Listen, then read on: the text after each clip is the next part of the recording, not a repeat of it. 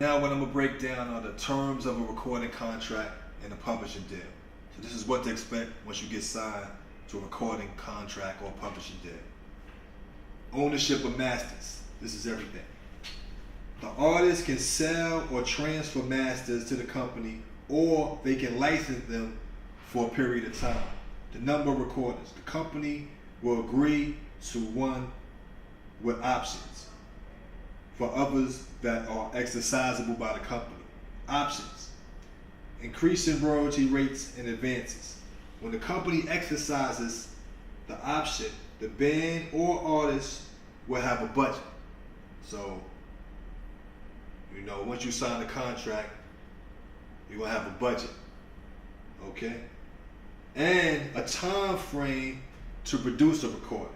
So this is why it's important for to sign a contract or get a deal, because then it guarantees that you're going to start making money in the music industry. Release commitment. Companies do not guarantee a release of a recording. If the recording isn't good enough, the company may decline to release it. So that's why a lot of artists be on the shelf. See? Because you might have an artist like Jay-Z or J. Cole or Rihanna. They're not going to release a new artist at the same time to compete with those artists. You know what I'm saying? So there's a lot of things that have to be done. So it said the release commitment. Companies do not guarantee a release of the recording. If the recording isn't good enough, the company may decline to release it. So a lot of artists sign to a deal, but they're on the shelf. Or sometimes, the artist never even releases the material. So now, what constitutes delivery? The standard can be low and more objective, technically satisfactory, or high or more subjective, commercially satisfactory. Creative control. Artists generally want creative control, and companies often want it to be mutual or shared. So a lot of times, artists will be signed to a deal, and then they get, they might sign, have like an independent deal, so they have more creative control as far as putting the material they want to put out versus just putting out what the label wants you to put out. But once you have talent, that shouldn't be a problem. All right. So creative control, it says generally artists want creative control, and companies often want it to be mutual or shared as far as the creative control. Term. How long does the contract last? Often stated in album cycles. The duration is triggered by delivery date, sales of last album, and other dates. So once you're on a deal, you got to be making the label money, or you could get dropped from the label. See? So artists who talk about, the single was never released, the album wasn't released because the single or the album might have not sold, so you could get dropped from the label. Similar as the way that you see a general manager gets fired because their team didn't make it to the Super Bowl or the championship because they didn't deliver, they didn't get in the playoffs. That's the same way it is when you're on signed to a contract. You got to be selling. Like all these artists like Rihanna, J. Cole, Jay-Z, Adele, these are multi-platinum selling artists. They're selling records. So they're guaranteed to stay on that label because they're making money. The streams, billions of streams. So you can't just be signed on a label and you're not making no money and all. Understand? See what it says? Term. Let's go back.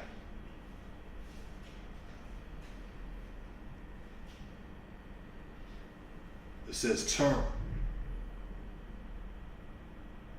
So how long does the contract last? Often stated in the album cycles, the duration is triggered by delivery date, sales of last album, and other dates. Territory, which is the U.S., the world, country, or geographic region in which the company may market and sell the music. How is the artist or band paid? Companies pay royalty advances to artists that are recouped from royalty earnings when the recording is released and sold. Okay? That's how you get paid. So, if you want to make money, you got to have hits on your hand. So you said the companies pay royalty advances to artists that are recouped from royalty earnings when the recording is released and sold.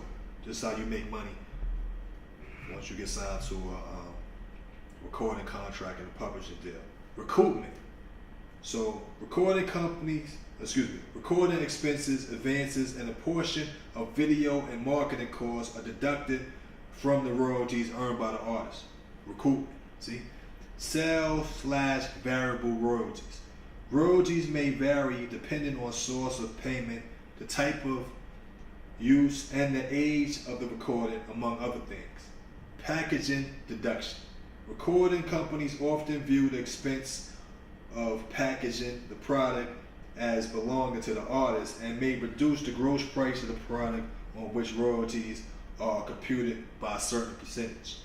Free goods. Recording companies often deduct a percentage of the number of units on which royalties are computed to allow them to provide sales incentives. Audit clause. Royalty statements are sent to the artist every 6 months. So the royalties from the radio airplay, you get paid from that every 6 months. So it says, the audit clause, royalty statements are sent to the artist every 6 months, and the artist has the right to audit the materials on which they are based for a period of time, usually a year or two. Others. Recording contracts can be very long and detailed documents, while publishing contracts are generally less complicated. So these artists, they're making money because people are streaming, and that's equivalent to album sales. A lot of people are not just buying CDs anymore. They're not buying records. It's a combination of stuff, because certain people still do buy CDs, they still do buy records, but these artists are doing billions of dollars in streams, and that's the equivalent of going gold, which are 500,000, platinum is 1 million copies, and 2 million is 2 million copies, and so on and so forth. Double platinum, triple platinum. They're just doing that by streaming alone. And also album sales and CD sales. Also. Now, how do songs make money? How songs and recordings make money? Through CDs, LPs, or downloads. Mechanical license, compulsory license. Video games, gaming, synchronization license, negotiated fee. Public performance. So, your music has to be copyrighted, of course, so you can show proof of ownership. Public performance, radio streaming, internet radio, etc., like Pandora. Performing rights organizations collect for public performance of music. Production music. Artists, bands, and producers will post their music to these companies and share the money earned. Radio ads. So when your music is played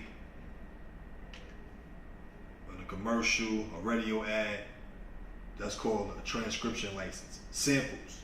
So the master use license for sound recording, mechanical license for use of song, negotiated fees.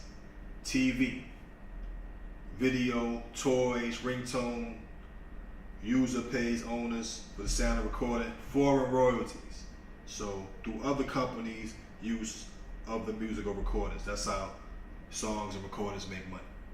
Make sure your song is registered with Mediabase or BDS before implementing a radio campaign, and make sure it's available for sale online. Also, make sure you are registered with one of the performance rights organizations like ASCAP, BMI, CSAC to collect royalties from airplay and performances. So if your music is not copyrighted, you're not going to be able to make money in the music industry. A copyright, so you got to make sure your music is copyrighted. A copyright is born at the moment of fixation. So once you write it down or record it, it's a copyright. However, you must get proof that you own the copyright. So registering your copyright with the U.S. Copyright Office gives you an extra layer of protection. It's also known as a timestamp. Publishing is the bloodline of the music industry. The power of music publishing. Led Zeppelin song Stairway to Heaven generates over $1 million per year in publishing royalties. Led Zeppelin's Stairway to Heaven is undeniably one of rock's classic songs. Zeppelin hasn't licensed Stairway to Heaven for movies or commercials, but songwriters Jimmy Page and Robert Plant and Warner Chappell, the song's publisher, pour royalties from record sales, radio plays, and live performances. Zeppelin has played Stairway at every performance since 1971, yielding somewhere in the neighborhood of $150,000 in royalties. Everyone from Frank Zappa to the London Philharmonic has also performed it. And when you take into account that the plays it received at hundreds of thousands of proms, weddings, and bar mitzvahs, well, that's some serious money. DJs and venues pay a small annual fee for the right to play it. Estimated gain $400,000. Royalties from album and DVD sales total about $8.6 million. Plus Stairway is a radio king, clocking somewhere like 2,985,000 plays, nearly 2 million. It's also thought to be the best-selling piece of sheet music in rock history, with royalties of $1 million. See? So the publishing process, the songwriter writes a song, copyright ownership is automatic. Makes the song publicly available, becomes the music publisher automatically. The song is divided into equal portions of share. So the songwriter's share, once you write that song, is 50%, and the publisher's share is 50%. The power of music publishing. Daz Dillinger receives approximately $200,000 in publishing royalties per quarter. Daz Dillinger receives approximately $200K in publishing royalties every quarter. The video shows what publishing royalties add up to every 90 days. This is just BMG Publishing, not including Universal Publishing or Warner Publishing or Sony Publishing. Daz Dillinger has deals with all 4 of them for the same song. So he is generating publishing royalty revenues, both international and domestic. Additionally, he is receiving performance royalties from ASCAP, Sound Exchange, plus album sales, digital sales, and shows.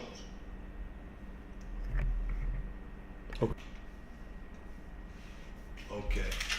And this is Music Industry 101, and what I just showed you, what you need to do to get a record there.